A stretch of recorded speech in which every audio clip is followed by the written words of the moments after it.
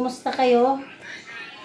Yan, so, ngayon magluluto tayo ng hipon na sinigang. Hipon na sinigang. So, ito yung hipon natin. So, tatanggalan ko pa yan siya ng nguso niya. Hindi pa tapos. So, una kong gagawin ay maglagay ng tubig sa kaldero. Sisindihan natin siya, guys. Ayan. Ilalagay ko yung gabi. Gabi. Isasabay ko yung radish. Kasi gusto ko siya itong luto. At saka luya. Ayan guys, pakukulaan muna natin siya ng medyo matagal hanggang lumambot yung gabi. At saka tawag nito, lumapot siya. Yan, kasi gusto ko ang sinigang ay malapot. Ayan, so itong shrimp, puputulan natin siya ng nguso. Yan, para mawala yung kanyang tulis. At tatanggalan natin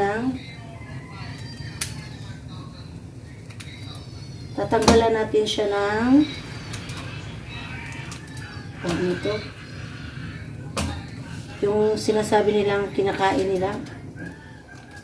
Kung saan sila kumain.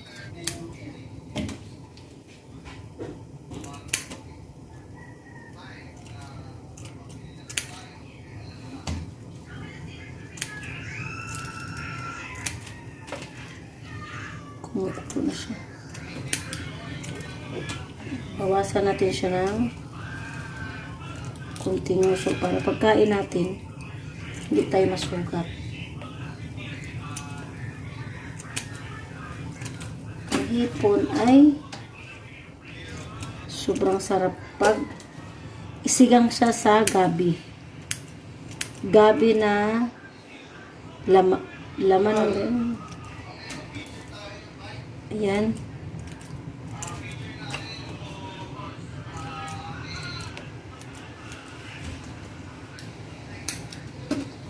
Ano ba tayong gagawin nito?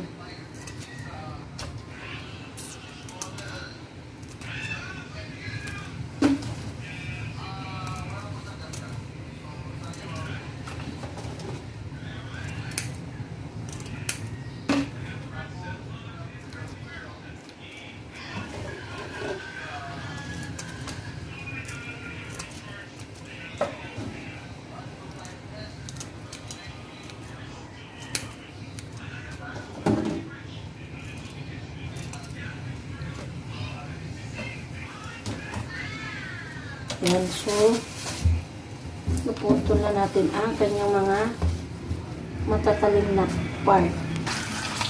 Ayan, tapos hugasan natin ulit. Always rinse. Hugasan palagi para laging malinis.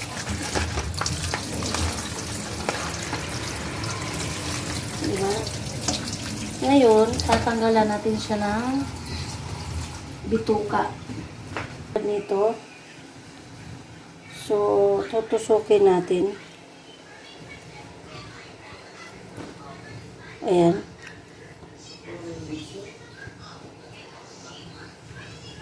Ayan yung pagkain niya.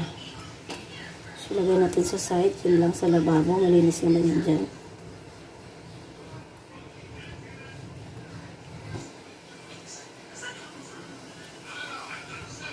Ayan.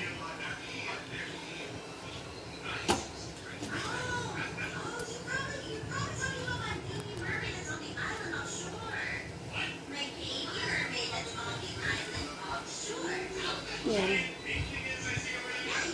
Diba?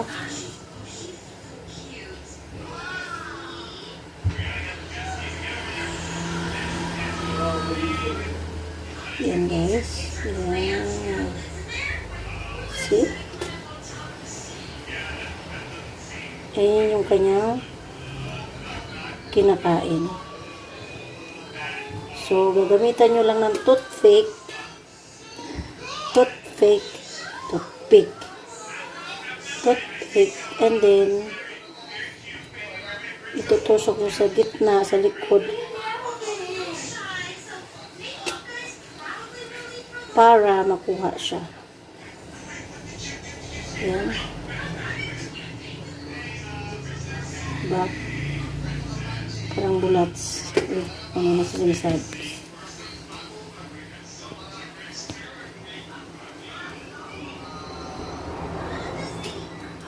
Pero, kung ayaw niya man tanggalan, okay lang naman. Pwede naman siyang hindi tanggalan. Pero, sa akin, lalo na pag malalaki, tinatanggalan ko.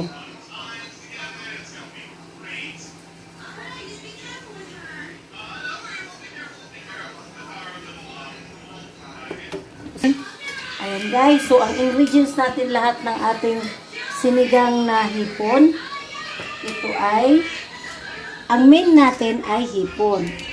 Hipon. Tapos, ayan, so ang ingredients natin sa ating sinigang ay okra. Okra, gusto ko sa okra malalaki ang hiwa. At ang talong, ang hiwa niya pahaba. Yan ang gusto ko kasi malalaki. Kasi ginagamit, sinasawsawan ko siya sa, pag kumakain ako, nilalagyan ko na, sinasawsaw ko pa rin sa bagoong, kaya gusto ko malaki. Siling haba, ayan, siling haba, kangkong, sibuyas, saka kamatis. Yung iba, nauna na, di ba? So, yung gabi at saka luya nauna na.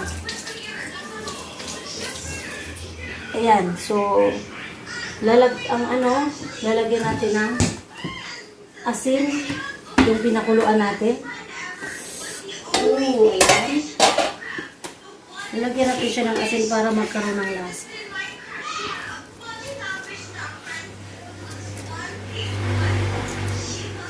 Ayan.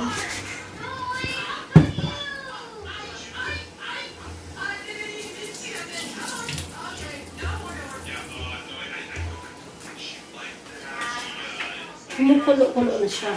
So, lalagyan natin siya ng magic sarap. Tapos, nor sinigang sa gabi. So, sinigang sa gabi, kasi gabi yung ginagamit natin para talagang malapot siya. Yan. Para super lapot yung sinigang natin. Ayan, hintayin natin maluto pa yung gabi para lalambot siya. Mga 2 minutes ulit. Ayan guys, ilalagay na natin yung sili, yung talong, at okra.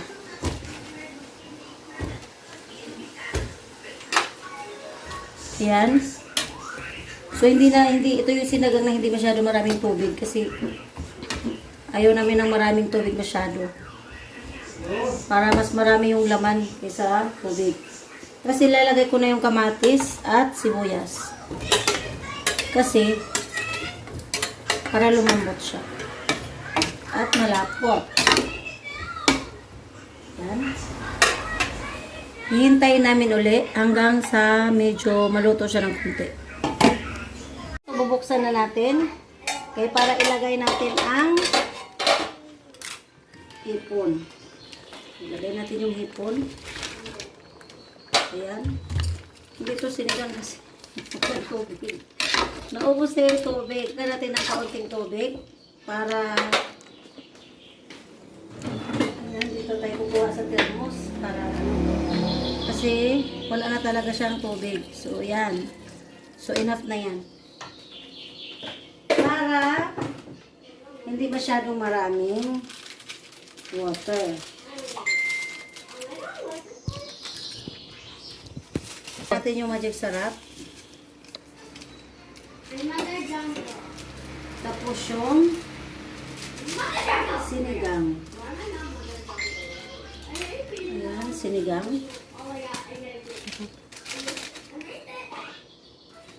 At tinilix natin para malaman natin kung totoo na. So, pag ilagay nyo guys yung shrimp, mabilis lang naluto yan. Saglit lang. Para hindi siya Wow, sarap. Mabilis lang naluto yan para hindi sobrang luto yung shrimp. Yan, ilagay na natin ito para mabilis din maluto. Ayan guys.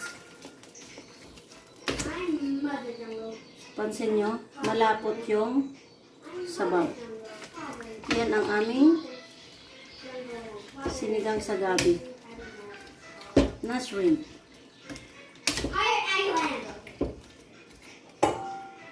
Ayan. So, takpan natin saglit. In just 1 minute, luto na siya. Luto na siya. Malambot at malinamnam at malapot siya.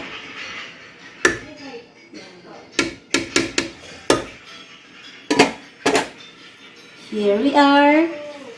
This is my hipong sinigang. So, ayan. Sana'y magustuhan nyo. So guys, ako yung nagpapaalam na kasi kakain na kami. Don't forget to subscribe my YouTube channel. Please press the button below at saka paki-like, pa-share. So salamat. Hanggang sa muli. Bye!